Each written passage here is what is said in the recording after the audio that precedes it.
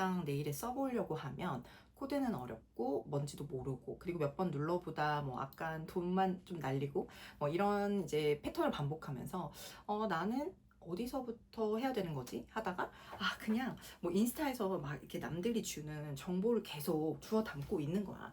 이제 그러다 보면 그냥 그 정보만 계속 쌓여가고 그것들을 활용해서 내가 그걸 하지는 못하는 상황이 좀 오는 것 같아. 요즘 가장 잘 쓰고 많이 쓰고 있는 클로드를 대체 어떻게 써야 하는지를 이제 단계별로 알려주려고 하거든. AI 시대라는데 나만 제자리에 있는 것 같고 나만 뒤처지는 것 같고 근데 그럴수록 남이 던져주는 조각 정보를 쫓아다닐 게 아니라 내가 지금 어느 단계에 있는지를 알고 그냥 한 스텝 한 스텝 밟아가는 게 필요하거든. 생각해보면 우리 처음 가는 길도 구글 지도나 네이버 지도를 켜고 가면 훨씬 덜 불안하잖아. 그러니까 길을 알고 간다는 거. 그게 그렇게 큰 역할을 하는 것 같아. AI를 쓰는 것도 똑같은 것 같아. 그래서 오늘은 그 지도를 좀 그려주고 싶었어. 내가 생각하는 4단계는 이래. 1단계 물어보기. 그리고 2단계 맡기기. 그리고 3단계는 만들게 하기. 그리고 4단계는 통째로 위임하기. 내가 쉽게 단계를 좀 설명을 했는데 이 네 단계를만 이해하면 AI를 어떻게 써야 하는지를 다 이해했다라고 생각하면 될 것 같아. 자, 이 네 단계의 기준은 무엇이냐?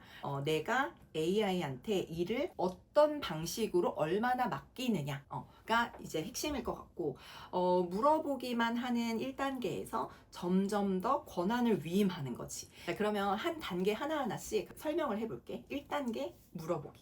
클로드든 챗 GPT든 혹은 제미나이든 뭐 여러 가지 AI 툴이 있잖아.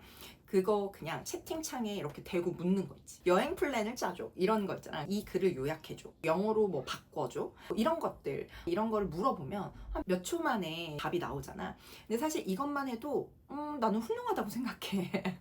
사실 이것도 못 쓰는 사람들이 아마 전 국민의 50% 이상이에요. 근데 한계가 조금 분명하지. 얘를 이제 물어봐야만 움직이고 그리고 답변을 받으면 그 다음 액션은 내가 해야 한다는 거. 그 답으로 뭐 뭘 할지, 그 다음에 어떤 걸 할지, 뭐 결정을 하고 실행을 하는 것도 전부 내가 해야 되는 거지. 그래서 AI는 물어보고 내가 어떠한 액션을 하지 않으면 변하는 게 아무것도 없어. 2단계는 질문 대신 일감을 던지는 거야.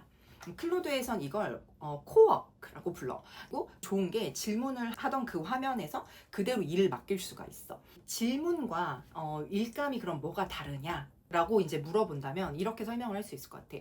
그 우리가 1단계에서 하던 질문은 이사 갈 때 뭐 챙겨야 해? 하면서 투두리스트를 받는 거야. 그건 질문이야. 근데 그건 답을 받고 그걸 들고 이제 내가 이거 해야 돼. 저거 해야 돼. 그게 1단계고 다음 달 이사 준비물을 조사해서 체크리스트를 만들어 놔는 일감인 거야. 우리가 질문을 해보자.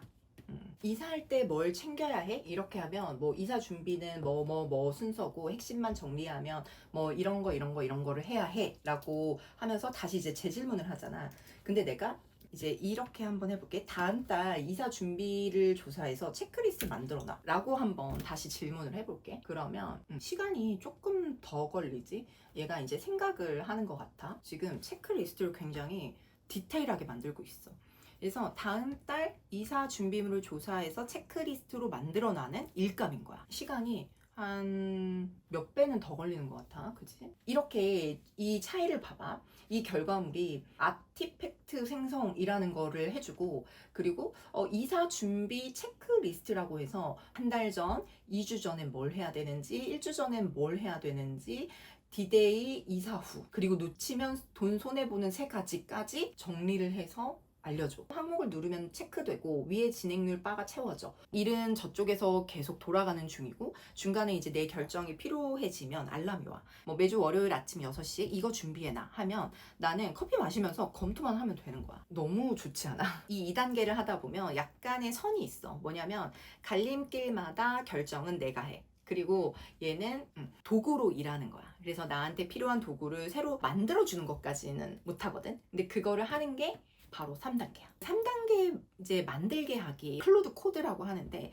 이름에 코드가 들어가면 뭔가 어려울 것 같잖아. 근데 겁먹을 필요 전혀 없어.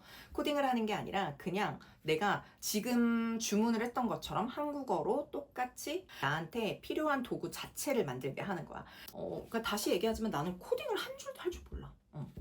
뭘 배워서 한 게 아니고 그냥 한국어로 원하는 걸 설명을 했고, 이 단계에서 이제 뭐 여러 개를 동시에 이 창에선 이걸 만들고 저 창에선 저걸 만들고 툭툭툭 주문을 던지면 얘가 그냥 병렬로 알아서 각각의 에이전트들이 동시에 이제 5개를 만들어내는 거야. 그래서 내가 클로드 코드를 처음 접하고서 일주일 동안 만들었던 플랫폼이 한 5가지 정도가 됐거든. 그게 가능한 시대가 온 거지. 그래서 이 단계에서는 도구를 만들기도 하고 자료 정리를 또 하나 하기도 하고, 나는 끝나는 순서대로 체크만 하는 거야. 검사만 하는 거야. 반복으로 돌아가는 일들은 예약으로 걸어놓고 할 수 있게 해주는 거지. 근데 그래도 아직은 좀 남은 게 있어. 뭐냐면 3단계까지는 뭘 만들지를 내가 정해주는 거거든. 그리고 결과를 보고 오케이 할지 말지, 그리고 그 결정은 내가 하는 거야. 그러니까 내 몫인 거야. 그 결정까지 넘기게 되면 그건 마지막 4단계인 거야. 4단계는 통째로 위임하는 거야. 그러니까 특히 에이전트라고 부르는 단계거든. 이 4단계는 아직 나도 도전을 해보지 않았어. 친구들하고 함께 도전을 하고 아껴두고 있고, 사실 설치를 하다가 막혔어. 나도 이래. 이 에이전트는 약간 순서도 방법도 3단까지 얘가 정한다고 하거든.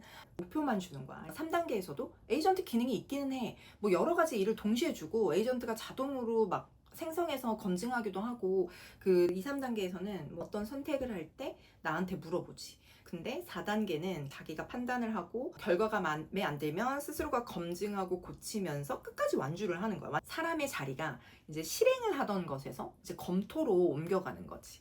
바로 이게 이제 아마 앞으로 우리가 연습을 해야 될 영역인 것 같아.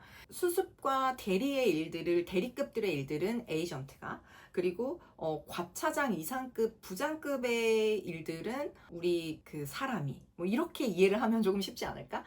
이런 생각이 들어. AI는 앞으로도 계속 바뀔 거야. 그러니까 새 기능이 쏟아질 거고, 그때마다 이것만 기억하고 내 머릿속으로 정리만 하면 뭐가 나와도 안 헷갈려. 이 다음 단계인 5단계가 나올 수도 있어. 그리고 우리가 익숙해질 거는 딱 하나. 실행은 AI, 그리고 검토와 승인은 사람이 한다. 나도 솔직히 챗 GPT를 4년이나 썼는데 그동안 여러 AI를 쓰면서 지식인처럼 물어보고 뭐 2단계까지 써봤던 것 같아. 그러다가 이렇게 일을 이제 맡기기 시작한 건 불과 조금 넘었어. 그러니까 이 영상을 보는 친구들도 지금 시작해도 하나도 늦지 않았다. 오히려 지금 어느 정도 과도기가 지나고 뭘 배우기 좋은 단계인 것 같고, 이제 나도 막 재밌어지는 이 과정을 너희들이랑 이제 하나씩 같이 해보려고 이 채널을 시작했거든. 오늘 당장 해볼 거 하나만 줄게.